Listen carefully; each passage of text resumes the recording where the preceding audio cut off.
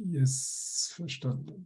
And yes, let me start with my 5 theses about urban production and the productive city.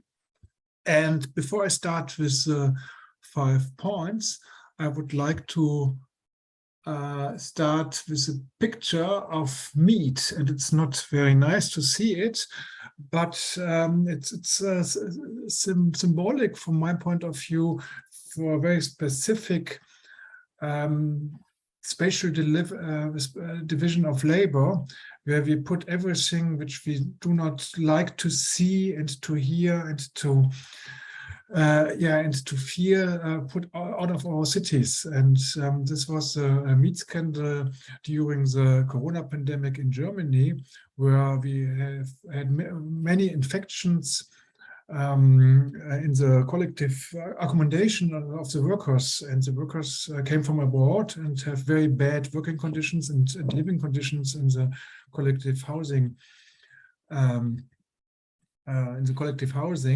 And in earlier years, 20, 30, 40 years ago, as slaughterhouses were downtown in the inner cities, we would have seen the bad conditions for the workers, because this would have been our neighbors. And we would, of course, have seen the conditions of factory farming and how the animals are treated and so on.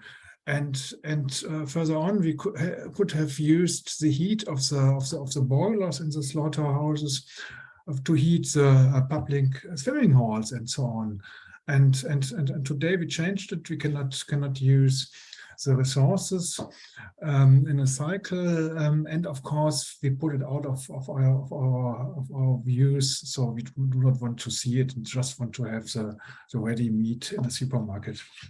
In this regard, I would like to show you a cartoon, which I like quite a lot. It's over 20 years old, this cartoon, and it was shown in a museum, in a gallery in North England. I cannot say something about the drawer. Nobody knows the origin of the cartoon, but the cartoon is quite interesting.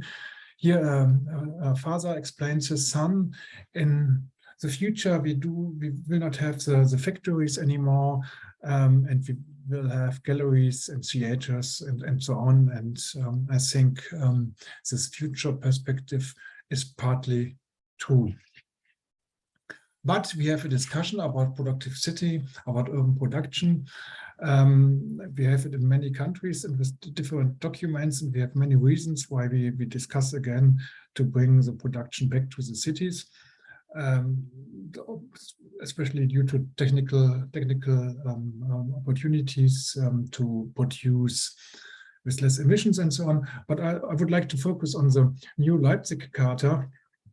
It's for the European Commission, a document, a planning agenda document, and it mainly tries to overcome the division of the separation of functions which we had before, and tries to have inclusive city development.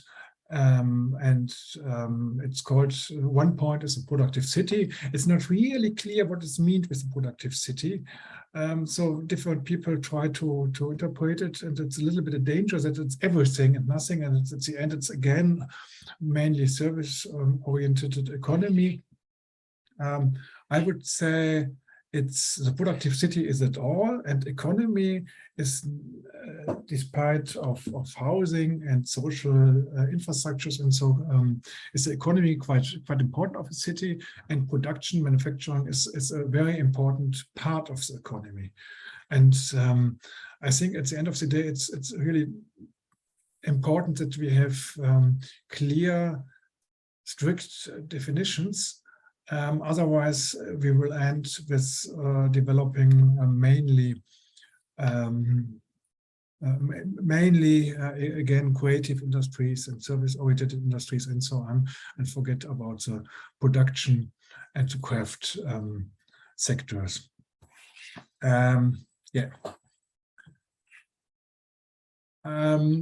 So we have in our research unit, we have a very clear definition. We talk about tangible goods in densely populated areas. And of course, it's an aim to use local resources and to have local value chains. And the proximity is quite important from my point of view to the living spaces, demands that we produce resource efficiency as well as low emission models of production and to avoid conflicts with the residents. So we have to produce very clean because the neighbors are very sensitive against emissions.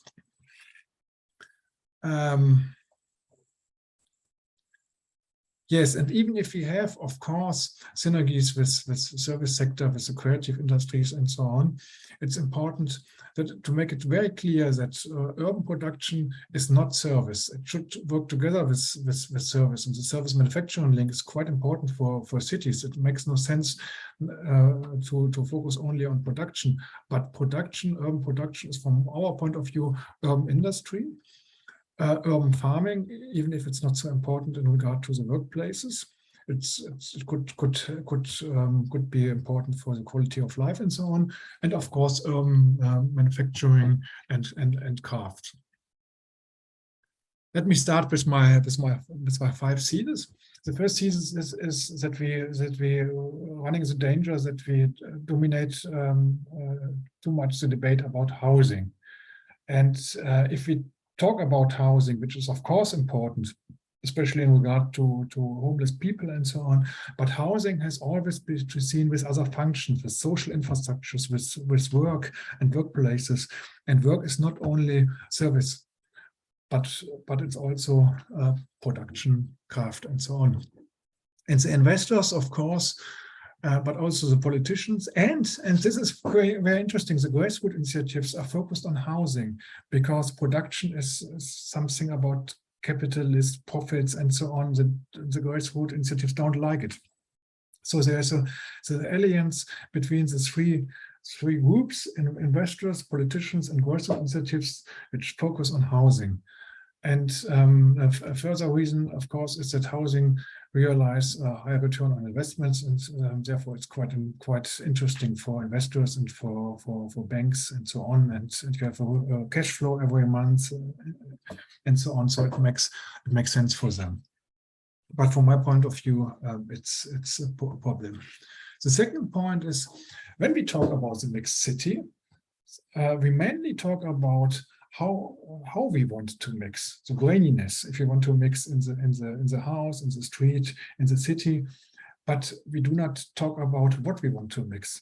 And in this regard, we quite often forget the production sector, the industries, because we mix housing with restaurants and with services and so on. This is also quite important for the quality of life, to have the coffee bars and so on.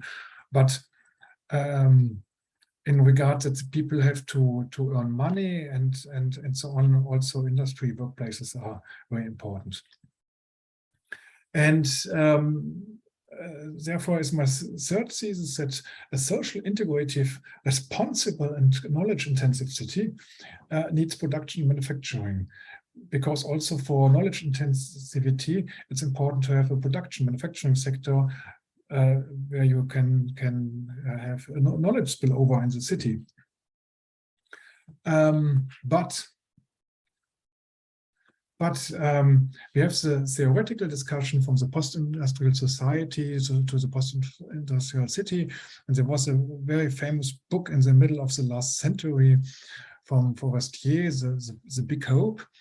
And Forestier's hope was that we do not have to work in factories anymore due to technical progress and so on. We earn so much money, and we all can care about our cultural education and about our health, and we all live quite better and do not have to have this heavy work and heavy industries and so on.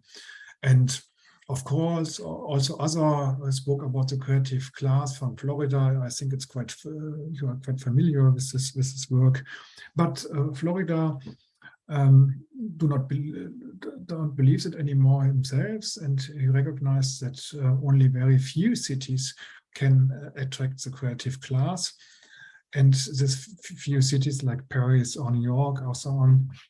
There, the not so well-educated service workers cannot afford living anymore. And he suggests to pay kind of basic income also and so on. But from my point of view, for planners, we should look to the possibilities we have to keep the workplaces in production, or to attract companies and to produce in the city again. And if you look to the rural area as an example, you see that's a huge decline of industry workers and not a big increase of service sector. And of course, this leads to big problems. It's probably you're familiar with this, but especially the red colors neighborhoods, they are very poor, and you see a big disparity in the region. This is the rural area altogether. And what you can see in this neighborhoods where you had the biggest industrial shares in regard to workers. Now you have the biggest service sector, and there you have the biggest poorness right now. And this shows the problem with the service sector a bit. So thing number 4 is that you have to have production manufacturing from a global perspective if you want to be ecological fair. And this picture shows a village in India where nearly half of the antibiotics for the European market are produced. And you have to know that 10 or 20 years ago, the production of antibiotics have been taking place in 5 or 6 cities in southern Germany and Switzerland. And it was the production places were very, very close to the housing. It was in the inner city, and the regulation was very, very strict that no emissions could go out, and nothing could go out. It was very, very strict. And of course, in India and China, where you have now the production in 2 villages, there's no regulation, and of course, all the emissions goes out of the factories, and due to the tourism, we got it back. We got the resistance to antibiotics back to Europe, of course, and this shows it's not only very unfair for the people living in these villages, but it's also stupid that we now have the problems also due to a new division of labor. And so urban production or productive city is also an instrument, from my point of view, to avoid burden shifting, because the blueprint economy ensures that resource consumption and emissions are shifted to the periphery or to the global south. And from my point of view, the greatest ecological advantage of urban production is probably that we have the burdens associated with production and consumption in front of our eyes, ears, and noses, that we can see it and smell it and so on.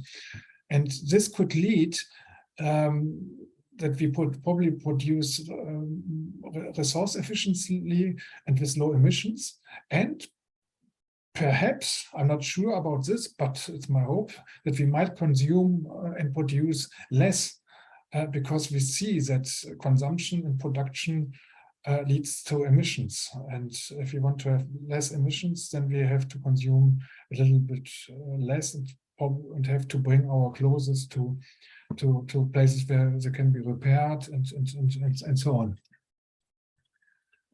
Series number 5 is we need local material, knowledge, and capital cycles. We discuss about knowledge spillovers and so on quite often in spatial economy, but not so often about local material cycles. Now we have right now we have the model that we have the production. We know we have the production outside, have the service industries inside, earn the money and just pay for the products, and after using the products, the trash goes out. And I like the idea that we share data. And that we produce in the cities, and of course we have a cycle economy and so on. It's an ideal a model. Of course, it could not work 100% like this. It's just an idea and an aim. But we have it in Germany with the capital cycles.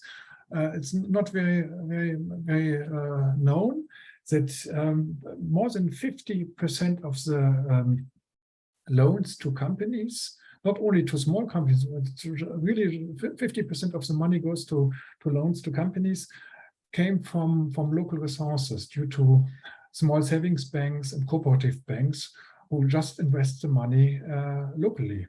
And this is quite important also for local knowledge flows, knowledge advantages, and so on. And you can see it at the headquarters. We have many headquarters of small banks in Germany and sometimes in Switzerland and so on. And I think we need also this economy in cycles in regard to production.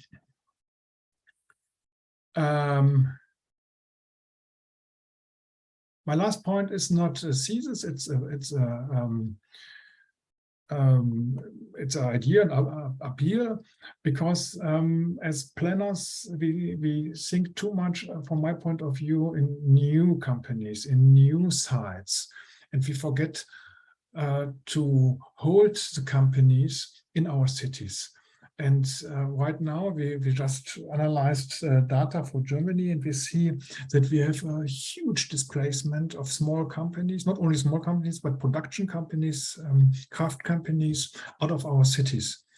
And we discuss all the time how we have to deregulate and should allow that the companies are closer to the housing and so on, but we forget that we need a strong regulation to keep the companies next to our housing, next to the places where the people are living, and this are due to market reasons. They are displaced right now, and we have not to forget as planners that we. If you have to plan new sites, of course it should be a good mixture of everything, but we have to look also to the city which is built already and where the company is already there, and we should try to keep them. Yeah. Okay. Thank you very much.